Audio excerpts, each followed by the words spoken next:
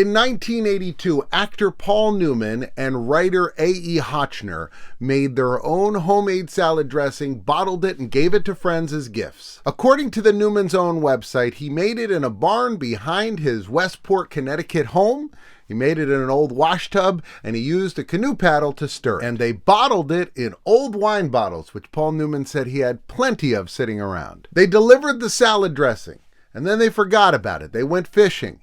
And then people came and they demanded more. They said, this is the best salad dressing. You should sell this. So they put it to a local store. They sold it there, and it sold so well that soon they were making money. And Paul said, I'm an actor. You're a writer. This isn't what we do. Let's donate everything to charity. To date, Newman's Own and Paul Newman have donated over $500 million to charity. They introduced it on the Today Show with Gene Shalit, one of the strangest looking men that ever appeared on television. Initially, Paul Newman didn't want to have his face on the package, but they told him that was the best way to sell it, and once he had decided to give the profits to charity, he wanted to sell as many as possible. For Honey Mustard, he wore a beekeeper's costume. For Sesame Ginger, he had a conical hat and a mustache. At some point, they thought that was too offensive, so he did a ninja version. For Caesar salad dressing, he became Caesar. For ranch, he looked like a guy who worked on a ranch. He didn't have Thousand Island dressing. Paul Newman makes 2,000 Island dressing. And for that, he dresses like the skipper from Gilligan's Island. The name of Thousand Island dressing comes from the region near the St. Lawrence River between the United States and Canada, where there are 1,000 islands. Technically, there's actually 1,864 islands. They range from 40 feet to 1 foot. Now, I want to talk about A.E. Hotchner. He met Paul Newman in 1955 when they did a TV movie called The Battler. Hotchner had written that script. It was based on a work by Ernest Hemingway. He went on to write the definitive biography of Hemingway. Here's a picture of Hotchner and Hemingway in their swimsuits. Take a look, ladies. Come on, this part's for you. Hotchner and Newman remained friends for the rest of their lives, and they were also fishing buddies. In his 2010 autobiography, Paul and Me, Hotchner says that he and Paul bonded over being the two most inept fishermen ever. Here's a cookbook they wrote together for the Hole in the Wall Gang charity. Paul Newman started the Hole in the Wall Gang charity in 1988. He said he based it on Butch Cassidy and the Sundance Kid. It was a place for terminally ill children. It still operates today. And the idea, in Paul Newman's words, was he wanted a place where those kids could go and raise a little hell. Here's a picture from the camp's website. It's Paul Newman and Hotchner operating a lemonade stand. In more recent years, there's been a legal battle between the charity and Paul Newman's heirs. Apparently, his children and his wife believe that the foundation is being run poorly. The real push to this company taking off was when Paul Newman was doing an interview about it. A reporter said to him, "You're an actor. What do you know about business? What do you know about selling food?" And that was all Paul Newman said he needed to hear. As soon as somebody told him he couldn't do it, he knew he was going to do it. And he did it.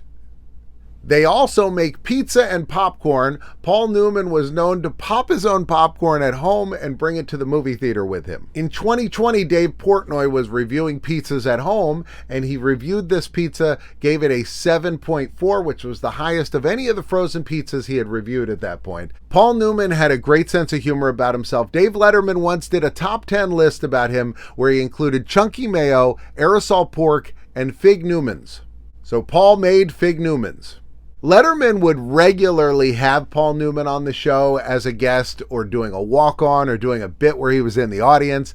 He'd bring out fake products like this Paul Newman's antifreeze. He also made dog food, and when he went on The Tonight Show with Jay Leno offered him $10 if he would eat some of it, and Paul Newman took a big bite on air. In The Simpsons, there's an episode where Marge is fantasizing about the hunky, brawny guy on the paper towels. And so Homer says, well, I'm going to find a character to fantasize about. And he looks at the Newman's Own salad dressing. And Paul Newman, voicing himself on the bottle, looks at Homer and goes, Homer, I'm going to tell you the same thing I told Redford. It ain't going to happen.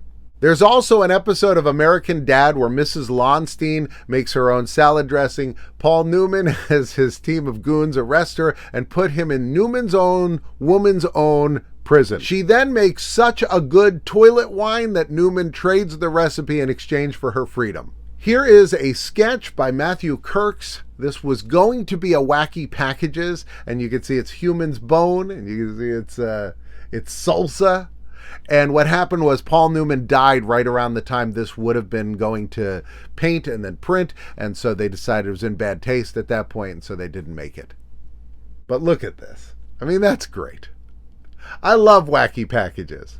They did actually make a Wacky Packages. It's the gag is it's Caesar from the Planet of the Apes movies on the Caesar dressing. 100% of the profits go to ape, and then it says no man owns Caesar. There's no man owns Caesar. He's his own ape. Paul Newman's daughter Nell wanted him to have an organics line, and Paul said, no way. No one wants organic food. It has no taste. So she got all the organic vegetables and everything else she needed, and she went to his house in Connecticut, and she made him a Thanksgiving dinner. And at the end of it, she said to him, what'd you think about the dinner? Was it delicious? And he said, yeah. And she said, well, that was an organic dinner. So he agreed that they could have an organic line that she was going to be in charge of. The organics became its own line until 2014, where she didn't renew the trademark, and so it reverted back to the Newman's own company, and so now it's folded into the company. But for a while, it was its own thing run by his daughter Nell, who looks a lot like him, has the same eyes. Here's an ad for their lemonade featuring Whoopi Goldberg. Note the quote at the very bottom. That was their slogan, "Fine food since February," and this was their slogan once they started in February of 1982. Paul Newman's dressings were sold everywhere. You could get them at Burger King. Burger King introduces Newman's own all-natural salad dressings in 6 great recipes on 4 great salads. Not only Burger King had his salad dressing, they also had it at McDonald's. Here's a meme I like. It's got Newman from Seinfeld, and it says that before him, you would think of Paul Newman, now you think of him. There is a parody bottle that somebody made and put on Reddit, which I think is rather funny. Hello, Jerry. I got to see Paul Newman on stage as the stage manager in Our Town. If you've never seen Our Town, the stage manager is actually one of the characters. I did that play in high school, and one day my dad told me, hey, you know, Paul Newman is doing it in New York City. I think it was off Broadway. And I said, Dad, we're going to New York City. And we did. We went and saw it. I remember we sat in this theater, and then Paul Newman came out, and it was electric. And he was obviously magnificent, but it was also the star power of seeing him right in front of you. It is one of the treats about going to like a Broadway show. Paul Newman had his film debut in a movie called Silver Chalice, 1956. And Paul Newman said it was the worst film of the 1950s, by far the worst film he ever did. The premiere took place in upstate New York in a town called Saranac Lake because they won a contest through Easter seals. And so Paul Newman went there. Art Linkletter hosted it. The cast was there, including Alan Hale Jr., the skipper from Gilligan's Island. Now, Paul Newman hated this movie so much that when they ran it on television, he paid $1,200 to run an ad apologizing in the newspaper. I went to the grocery store today to check out the line. They no longer use any of the funny pictures. You can see my video here. They didn't have his lemonade or salsa at my grocery store, but they did have a few salad dressings. And I mean, it looks like Gordon Ramsay. It looks, you know, which isn't boring on its own. It's just, it's modern, and it's not. Paul did this kind of as a joke. Like, the whole thing of being on the package was fun for him. And I feel like if he had to exist in such a corporate world, he'd be like, well, shut this down. You know, I mean, he'd want to raise money for charity, but I feel like he'd find another way to do it, because this is as bland and boring as can be. This, to me, has no soul. I also think about, with people like Paul Newman, one of the most famous men in the world, and then he passed away, and time goes on. And people today, probably a lot of them, buy that salad dressing, have no idea who he is, assume he was a chef or something like that. I bet most young people have never heard of him, and I don't think he has too many of those movies that people watch again and again. They should. Butch Cassidy and the Sundance Kid is remarkable. He's got tons of great films, but I feel like he doesn't have, you know, a movie like Back to the Future or The Goonies or whatever that the younger people seem to grab onto. So I feel like his films are something that only if you're a big film fan are you watching. In a moment, there's going to be a couple boxes. On this side, it's going to be about Cal Worthington, another pitch man. But my God, Cal Worthington, a Los Angeles-based car dealer who would do commercials with his dog Spot, who was usually a gorilla, chimpanzee, a lion, or an elephant. You got to check that out.